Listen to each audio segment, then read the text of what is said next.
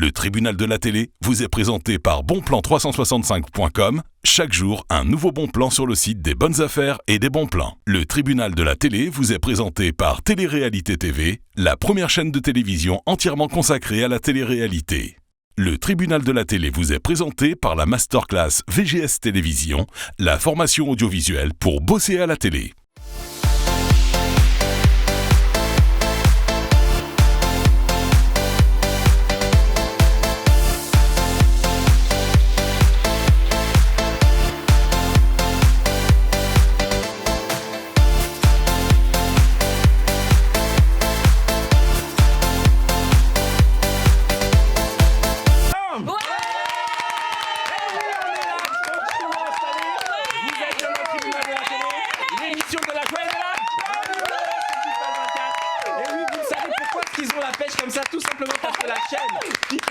A décidé de vous imposer une nouvelle génération d'animateurs télé. Le principe est extrêmement simple. Chaque semaine sur People 24, vous allez découvrir des nouveaux visages parce qu'on estime, c'est vrai, que dans beaucoup de chaînes, on voit toujours les mêmes, etc. Et que c'est pas plus mal de voir de nouveaux animateurs télé. Alors, qu'est-ce qu'a fait la chaîne ? Elle s'est associée tout simplement avec un centre de formation audiovisuelle pour vous présenter des jeunes de talent, des personnes de talent qui veulent se faire connaître en étant animateurs, chroniqueurs télé. Je vais pas perdre de temps et immédiatement, je vais vous les présenter. Je vais commencer par elle. Elle est là. Sur ma droite, elle est là, toute charmante, elle s'appelle Tiffany. Bonjour Tiffany, comment ça va ? Ça va très bien, et vous Kevin ? Ma chère Tiffany, comment ça va ? Je crois qu'on s'est pas vu depuis près d'un mois, mine de rien. Oui, c'est vrai. Qu'est-ce qui s'est passé pendant toutes sortes ? Mais vous m'avez manqué. Mais vous aussi, Kevin, j'étais triste moi sans vous voir. Arrêtez, je vais rougir. Non, par contre, ma chère Tiffany, je reconnais que vous êtes particulièrement en beauté aujourd'hui et moi je vous applaudis. Merci. Oh là là, moi j'aime quand on vient élégant comme ça pour nos amis téléspectateurs, ça fait vraiment plaisir. Juste à côté de Tiffany, elle est là, c'est Marie-Ève qu'on applaudit bien fort. Bonjour Marie-Ève, comment ça va ? Bonjour Kevin, ça va très bien. Marie-Ève, je sais qu'aujourd'hui il y a beaucoup d'infos que vous allez donner aux téléspectateurs. Comment s'est passé votre semaine, votre week-end surtout ? Très bien, j'ai passé une très bonne semaine et j'ai terminé un livre qui m'a beaucoup plu. Ah, dites-moi, comment il s'appelle ? Qui s'appelle Ta deuxième vie commence quand tu comprends que t'en as qu'une. Qui est un livre qui est un best-seller, qui a été écrit par une Raphaël Giordano, dont on a beaucoup parlé et qui donne plein de peps et justement qui encourage au changement de carrière et au nouveau métier. Voilà. Mais honnêtement, je trouve que cette citation est extrêmement vraie.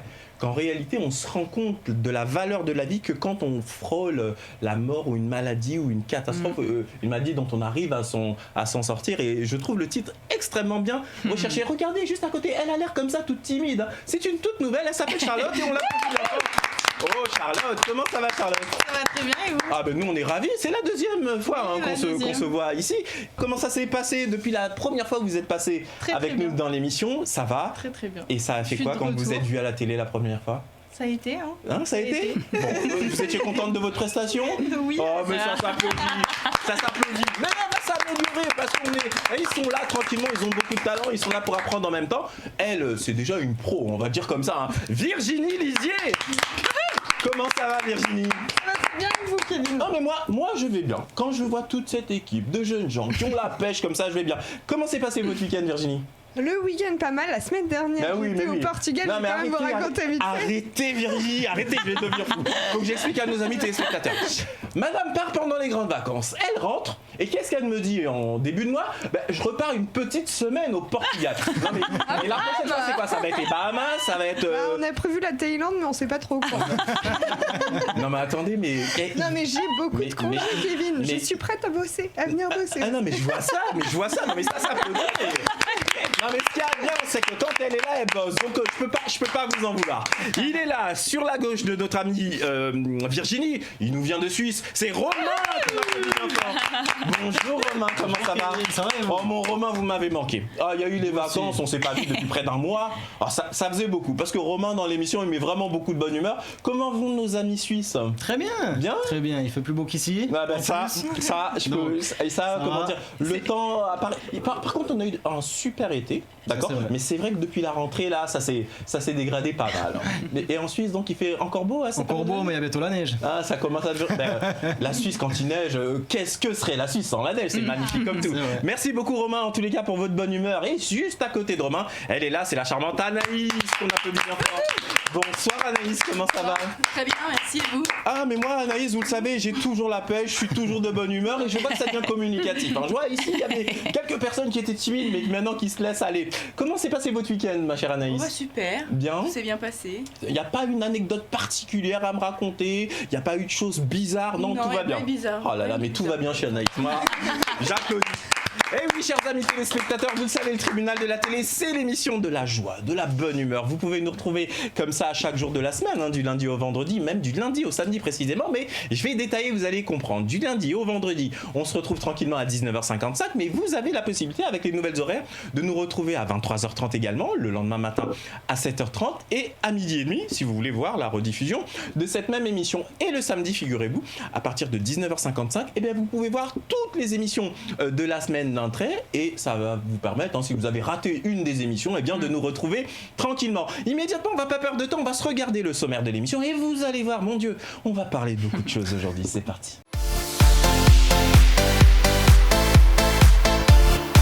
Aujourd'hui, dans le tribunal de la télé, nous allons traiter des sujets suivants. Mélanie de Digama, taclée par Benjamin Castaldi, car elle a fait de la chirurgie esthétique. Charlotte nous expliquera tout dans un instant, et à cette occasion, nous aurons un débat sur la chirurgie esthétique. L'émission Masked Singer arrive bientôt sur TF1. Nous allons vous parler du coût exorbitant des costumes de l'émission. Virginie nous en dit plus dans un instant. Brad Pitt et Angelina Jolie ont besoin d'un nouveau délai pour finaliser leur divorce. Marie-Ève nous révèle les dessous de cette affaire dans un instant. Paul éliminé des 12 coups de midi après 153 participations. Anaïs nous détaille cela dans un instant. Miley Cyrus hospitalisée. La star peut compter sur le soutien de son nouveau chéri, Cody Simpson. Tiffany nous explique cette histoire dans un instant. Bonne émission à tous!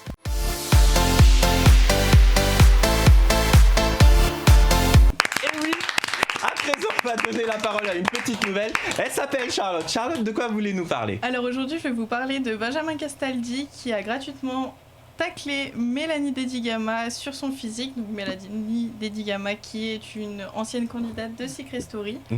Donc sur Touche pas à mon poste, le 9 octobre, après un diffusé de la bataille des couples, Benjamin Castaldi a clairement dit que Mélanie a la bouche en carré, donc là, taclé gratuitement. Oh mon Dieu, il a carrément lancé ça à l'antenne dans tous les téléspectateurs. Devant tout le monde. En d'autres termes, il se moque un peu du fait qu'elle ait fait de la chirurgie esthétique. C'est ça. D'accord, et qu'est-ce qu'elle a rétorqué, notre amie Mélanie?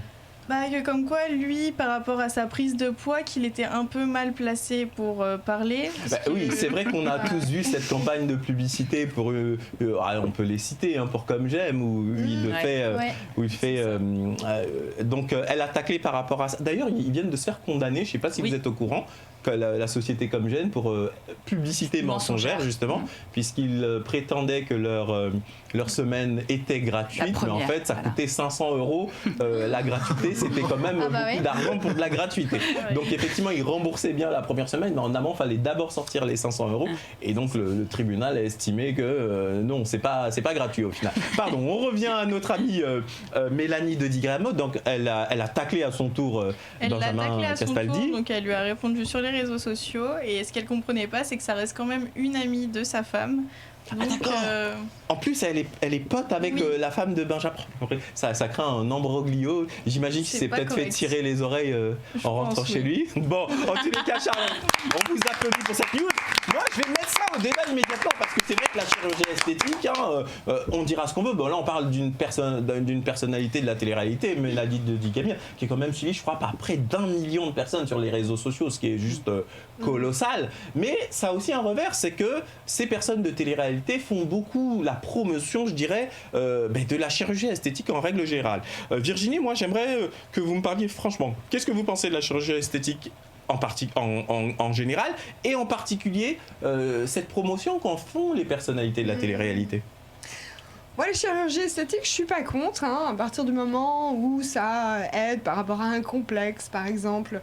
Après, c'est vrai que les candidats de télé-réalité ont l'habitude de ce genre d'opération. Alors, ça peut influencer, en effet, la jeune génération. Mais à la base, je pense que quand même, quand on décide de faire une opération, c'est qu'on a un vrai complexe. Alors même si c'est une petite jeune de 13-14 ans, ça peut paraître jeune, mais c'est à partir de cet âge-là qu'on commence à se sentir mal dans sa peau. C'est-à-dire que quelque part, vous comprenez qu'aujourd'hui, il y a des jeunes filles de 12-13 ans qui certaines appellent déjà des cabinets de chirurgie esthétique pour se renseigner. J'avais vu même un reportage télé où il y en a une qui allait carrément avec sa maman à 12-13 ans pour éventuellement envisager de se refaire les seins. Enfin, moi, ça me semble aberrant. Mais aujourd'hui, on a cette chance de pouvoir rajeunir, de pouvoir effacer certains défauts qui peuvent permettre d'être plus heureux dans la vie. Pourquoi ne pas servir de cette magie? Ok, c'est un point de vue. Je suis pas loin de me dire, moi, je suis pas loin de partager ce point de vue-là. Après tout, on a des techniques modernes, pourquoi ne pas s'en servir? Mais moi, si vous voulez, dans mon esprit, c'est vraiment pour les jeunes filles. Vous voyez, ça concerne plus les jeunes filles qui font de la chirurgie esthétique que les jeunes garçons. Il y a aussi des garçons, bien sûr, mais j'ai le sentiment que c'est ainsi. Moi, je trouve que ça commence tôt, vachement, Marie-Ève. Je sais pas, qu'est-ce que vous en pensez? Alors vraiment, je dis ça sans aucun jugement de valeur. Si on se sent mal dans sa peau, je peux tout à fait comprendre qu'on veuille faire de la chirurgie esthétique, et je suis pour. En revanche, moi, ce qui me pose problème ou m'interpelle, c'est quand on a des célébrités, effectivement, qui parlent de ces opérations ouvertement. Ça, fine, pas de souci. Mais quand il y a des jeunes qui suivent, surtout en télé-réalité, ce sont beaucoup d'adolescentes qui voient ça et qui assimilent la beauté à la chirurgie esthétique. Et ben voilà, c'est ça vous venez de mettre, Marie-Ève, de mon point de vue, vous venez de mettre le doigt sur exactement ce qui me gêne également. Et je pense qu'il gêne beaucoup de gens, c'est que, vous voyez par exemple les personnalités de télé-réalité, on dira ce qu'on veut, enfin les adultes aujourd'hui ne comprennent pas, mais tous les gamins suivent ça en fait. Ils sont au courant de tout. Sur les réseaux sociaux, ils suivent absolument tout. Et il y a même des cliniques qui font de la chirurgie esthétique, notamment au Maroc, qui offrent une opération gratuite à des personnalités de télé-réalité, de manière à ce que sur leurs réseaux sociaux, ils publient le nom de la clinique, etc. Alors que la publicité pour la chirurgie et la médecine, c'est interdit normalement en France, mais comme c'est vendu comme un séjour soi-disant touristique, etc., c'est quand même particulier. Moi, effectivement, je partage votre point de vue, Marie-Ève. Ok, Virginie, les femmes et n'importe qui a le droit de faire ce qu'il veut, à partir du moment où il a un complexe, et effectivement, de ce point de vue-là, pourquoi ne pas utiliser les méthodes modernes, mais si jeune, Tiffany... Non, pas 13-14 ans. Hein, d'accord, merci, vous me rassurez, ma chère Virginie. Tiffany, j'aimerais avoir votre sentiment sur ce débat. Alors, tout ce qui est chirurgie esthétique, je suis pour, mais d'un côté, je suis contre pour tout ce qui est abus, parce que honnêtement, moi, petite anecdote, quand j'étais toute petite, quand j'avais 8 ans, j'ai fait une chirurgie réparatrice. Ouais, voilà, enfin... Je sais pas si je peux dire réparatrice parce qu'en fait j'avais un bouton sur le front, mais plus je grandissais, plus ça grossissait, ça devenait vraiment énorme. Et ça venait à du harcèlement à l'école, c'était vraiment horrible. Et du coup, arrivé à 8 ans, je l'ai fait enlever. Et je peux vous dire à l'heure actuelle, ça va très bien quoi. Donc c'est pour ça, je suis pour, mais en même temps je suis contre parce qu'il y en a. Mais voyez-vous, et ça rejoint, je pense quand même ce qu'a voulu dire Virginie tout à l'heure. Moi, quand vous me précisez ça, qui peut être contre? Quand il y a un petit souci physique, etc., qui peut s'enlever très facilement par la chirurgie, là, why not? Mais moi, effectivement, ce qui me gêne, c'est vraiment les jeunes filles. Écoutez, on est là tous autour de la table, on va tous réagir, parce que l'info que nous a donnée Charlotte nous permet de débattre. Moi, j'aimerais avoir votre sentiment, Romain. Alors nous, les hommes, on est un peu moins concernés, en règle générale, par la chirurgie esthétique, mais vous en pensez quoi? Moi, je pense que tant que ça reste potable, on va dire, donc léger, ça va. C'est-à-dire se refaire peut-être le nez, la bouche, peut-être les paupières, voilà, ces choses-là, ça va. Mais dès que ça commence à devenir énorme, et puis à faire la poitrine comme ça, vous pensez à quoi précisément? Vous pensez notamment à ces stars américaines qui... Aussi, je sais pas, c'est vrai que dans une précédente émission, on avait pris ce cas de figure Mélanie Griffith, qui était une super jolie actrice américaine, dont vous voyez la photo qui passe actuellement au bas de votre écran, qui était magnifique comme tout, et voilà ce qu'elle est devenue. Oui, c'est-à-dire qu'à force de faire trop de chirurgie esthétique, ça finit par en devenir laid.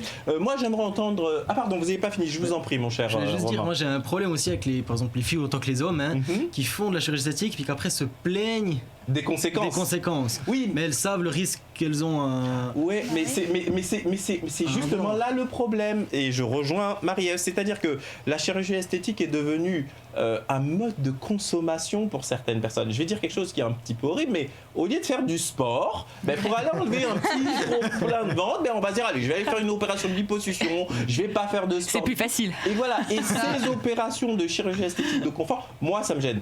Que ce soit pratiqué sur une personne qui effectivement, physiquement et médicalement, les médecins lui conseillent effectivement, allez là, pour aller plus vite, on peut effectivement en faire une opération de liposuction parce que morphologiquement, même avec le sport ou plein de choses comme ça, elle aurait du mal. Mais moi, quand ça devient du confort, et je pense que le problème de beaucoup de ces personnalités, c'est que, vous savez, quand on a de l'argent et qu'on peut tout faire, ils se disent, allez, je vais faire comme ça. Et au final, c'est de la chirurgie quand même. Donc, ça peut avoir aussi des conséquences. Moi, je voudrais entendre également Anaïs, puisque tout le monde a parlé de ce sujet autour de la table. Anaïs, vous pensez quoi de la chirurgie esthétique en règle générale et précisément de ces stars de télé-réalité qui en font de plus en plus et qui le diffusent clairement sur leurs réseaux sociaux? Moi, je pense que je suis pas contre par rapport à la chirurgie quand c'est pour... justement, quand on a un complexe, je suis pour. Mais pour toutes les personnes qui font de la télé-réalité, je trouve que c'est devenu un mouvement pour faire soit du buzz, ou enfin, elles sont toutes pareilles. Elles se ressemblent toutes, elles ont toutes les seins refaits, le cul refait. Elles ne ressemblent plus à rien, c'est toutes les mêmes. D'accord, donc pour le coup, vous avez, enfin, tant que ça reste plus ou moins médical aussi, ça va. Réparer un complexe, oui, pourquoi pas. Mais attendez, alors là, vous savez, de toute façon, dans cette émission, c'est comme ça. Moi, je suis un peu mauvaise langue, j'aime bien titiller les chroniqueurs pour les faire réagir. Donc, on va mettre le pied dans la barre. Je suis désolé, mais comme je le disais tout à l'heure, ça concerne principalement les femmes. Alors, mesdames, vous êtes une majorité autour de la table. Qu'est-ce qui fait, d'après vous, qu'à partir d'un certain seuil, plus facilement, les femmes vont vers la chirurgie esthétique? Est-ce que c'est uniquement, Marie-Ève, une question de séduction? Parce que... Alors, je pense qu'il y a plusieurs choses qui rentrent en compte. D'une part, il y a une part de confiance en soi. Lorsqu'on a malheureusement certaines personnes qui n'ont pas confiance en elles à cause de leur physique, elles ont envie d'aller vers ça. Ou alors, effectivement, ça peut, et ça, c'est un autre problème, et ce que je trouve encore plus grave, c'est pour les autres qu'on fait de la chirurgie esthétique. Alors ça, je trouve ça encore pire, parce que c'est vivre au travers les autres. Je suis convaincue qu'il faut vivre, tout d'abord, il faut d'abord s'aimer pour pouvoir aimer les autres, puis il faut aussi vivre pour nous-mêmes. Ne faisons pas les choses pour les autres, je trouve ça assez... Franchement, assez je partage vraiment, je vous applaudis, Marie-Ève, parce que moi, très sincèrement, je partage vraiment ce point de vue. Virginie, je voudrais avoir votre sentiment. Justement, elle dit qu'il faut s'aimer pour aimer les autres. Mais si on a un complexe, on peut pas s'aimer, donc on peut pas aimer les autres. Donc il vaut mieux faire de la chirurgie pour s'aimer et ensuite aimer les autres. Non mais vous voyez, c'est ce que j'aime dans le tribunal de la télé, c'est qu'il y a il y a telle version, il y a pour tout le monde, je vous applaudis. Parce qu'en tous les cas, ça permet de vous laisser, chers amis téléspectateurs, le choix de la réflexion et de décider et de réagir. D'ailleurs, nouvelle possibilité pour réagir à notre émission, c'est extrêmement simple. Vous allez sur le site internet de la chaîne qui s'affiche actuellement au bas de l'écran, www.people24.tv, et vous cliquez sur la rubrique programme. Vous choisissez bien sûr l'émission Le Tribunal de la télé et on vous explique précisément comment est-ce que vous pouvez réagir sur l'émission. Sachez qu'en tous les cas, beaucoup des sujets que nous abordons au cours de l'émission, c'est des téléspectateurs qui nous les ont suggérés.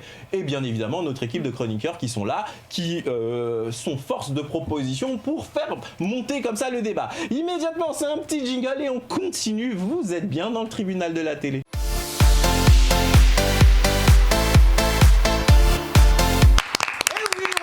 Tranquillement installé, vous êtes bien dans le tribunal de la télé. Immédiatement, on va donner la parole à Virginie. Virginie, de quoi vous voulez nous parler à présent? Alors aujourd'hui, je vais vous parler d'une nouvelle émission qui va débuter dans quelques semaines en prime sur TF1, qui s'appelle Masked Singer et qui sera animée par Camille Combal. Oui, alors cette émission, on en a vraiment beaucoup entendu parler, Virginie, mais de quoi s'agit-il exactement? Eh bien, Kevin, c'est un concept qui a été lancé en 2015 en Corée du Sud et qui aujourd'hui connaît un essor mondial. Donc, c'est 12 stars qui vont être déguisées en cupcake, en licorne. On va avoir des tenues particulières, quoi. Et qui devront chanter devant un jury qui sera composé donc de Angoon, Alexandra Sublet, Jarry et Kev Adams. D'accord, rien que ça. Voilà. Et au fur et à mesure de l'émission, ils seront éliminés et devront révéler leur véritable identité au public et au jury donc.